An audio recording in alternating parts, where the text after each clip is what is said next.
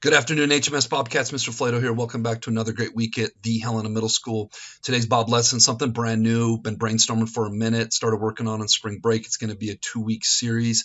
And basically what it is it's a counseling theory that I think everybody could use, whether you're a student, whether you're a teacher, whether you're an adult, whether you're a teenager.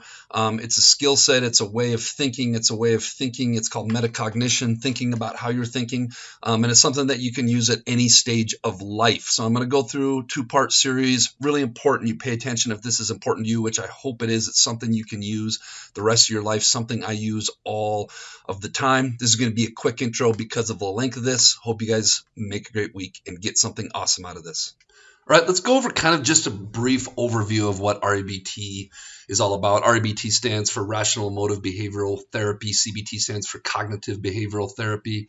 And this was founded by, REBT was by a gentleman named Albert Ellis that contended that human beings have both innate, that's naturally occurring, rational and irrational belief systems that drive their thoughts, and then thoughts drive their behaviors. REBT claims that most people have a tendency to have both conscious, that's you know what you're doing, you're making a choice with it, and unconscious, meaning you just kind of do it, you don't really consciously think about doing it. Irrational thinking that leads to self-blame, self-pity, anger, guilt, shame, depression, anxiety, on and on and on, all these negative emotions, feelings that we don't want to have, obviously, as human beings that lead to negative behaviors.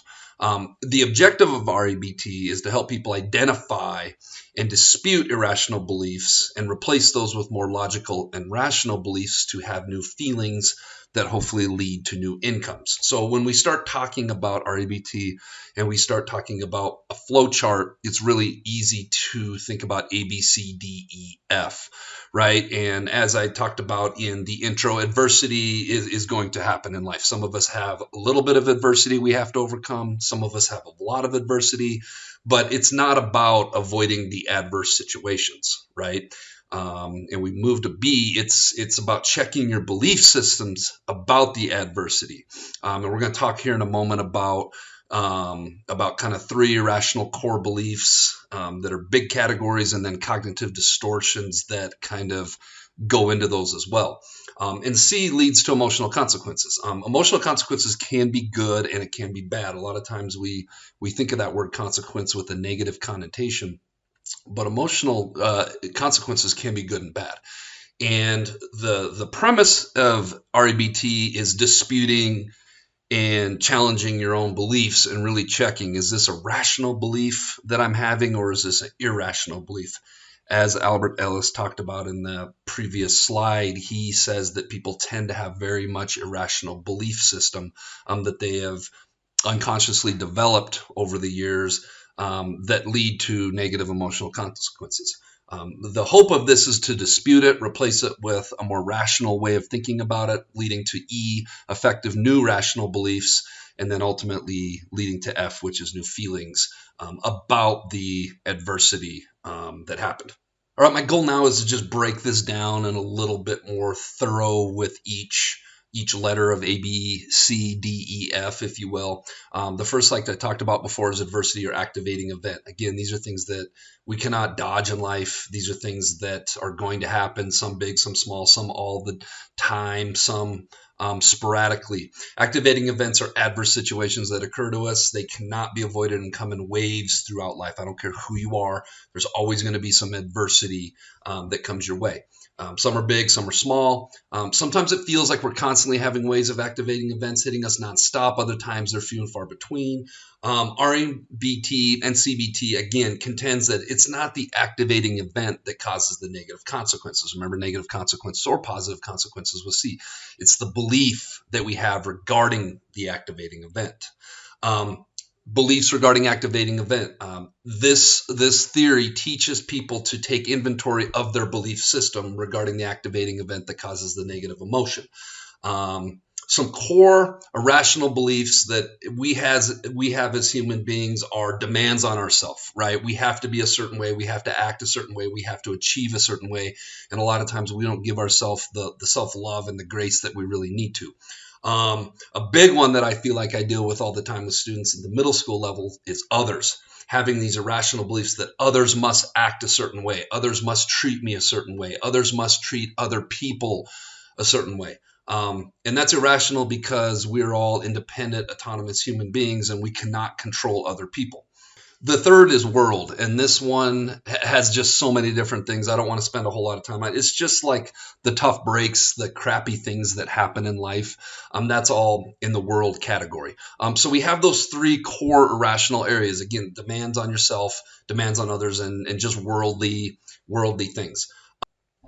Cognitive distortions are how we get to irrational beliefs, and I've got a whole list here. And let's go through those real quick. Arbitrary inferences, making conclusions without support of the supporting or relevant evidence, facts, etc. I was walking down the hallway and so looked at me and didn't smile and didn't say anything. Therefore, they're angry with me, or therefore they're mad at me. And so we get in our own head about something. No, unless we have relevant evidence where they look you in the face and they say, I don't like you, I'm mad at you, I'm upset with you. A lot of times we just hop right to making an inference on something that we don't have all the facts. Selective abstraction. This consists of forming conclusions based on an isolated detail of an event and ignoring all of the other information. Maybe you were an ice skater and your whole performance went very, very well. You had one move that you were going to do and you didn't quite land it perfectly. Therefore, we're going to focus on just that one detail of the event, and we're going to ignore all of the other stuff. Overgeneralization. This is making extreme conclusions based off a single incident and applying that to a dissimilar event. You have a teacher that has red hair, and you struggled with that teacher that had red hair. That teacher was mean to you, negative to you. Maybe it was a substitute teacher, and so you make an overgeneralization that all people with red hair you're going to have issues with, you're going to have problems with, you're going to have struggles with. That would be an example of overgeneralization, where you have one situation and then you just label everything that it's going to go the same way. Magnification, catastrophizing. This can be catastrophizing or it can be minimization. This is making a situation bigger than it needs to be. I think I did a Bob lesson in 7th grade called 10-10-10. For those of you that remember, where ask yourself, is this situation, so in this situation, this adversity, this adverse event, is it going to be a big deal in 10 minutes? Is it going to be a big deal in 10 days? Is it going to be a big deal 10 years from now? So many times we make a mountain out of a molehill, and we make it a bigger deal, and we get so worked up on it instead of practicing some rational self-talk, like we're going to get to here in a little bit. Minimization can be minimizing like the positives of something. Again, like going up from the ice skating example, we're going to minimize, or we're going to kind of put that away and tuck that away, that we did all these great things, and we're going to magnify or catastrophize the one thing that didn't go well. Personalization. I see this one all the time.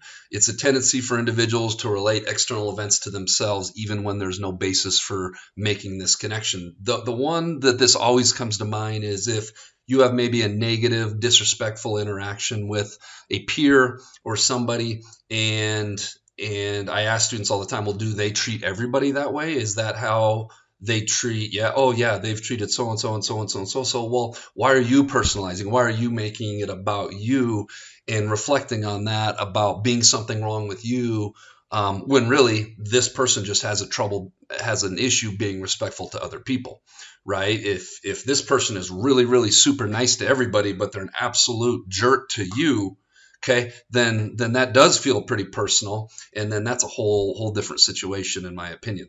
Labeling and mislabeling, portraying one's identity on the basis of imperfections and mistakes made.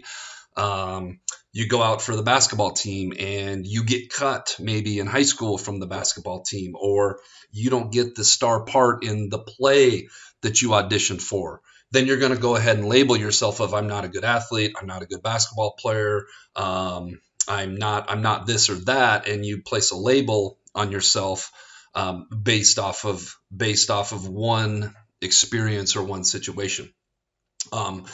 Dichotomous all or nothing thinking, categorizing experiences or events as either all of this or all of that. If I missed a question on my math test, therefore the world's coming to an end. Or how about this? I didn't do well on a math test on my math semester exam, and I didn't get that A. I didn't earn an A in Algebra 1 for first semester. Therefore, and then we go down the list of therefore I'm going to be starting high school with a B on my transcript, and I'm not going to get into the college that I want someday, and then I'm not going to get the job that I want, and I'm going to be this big failure, and I'm going to be living under a bridge, panhandling at Walmart.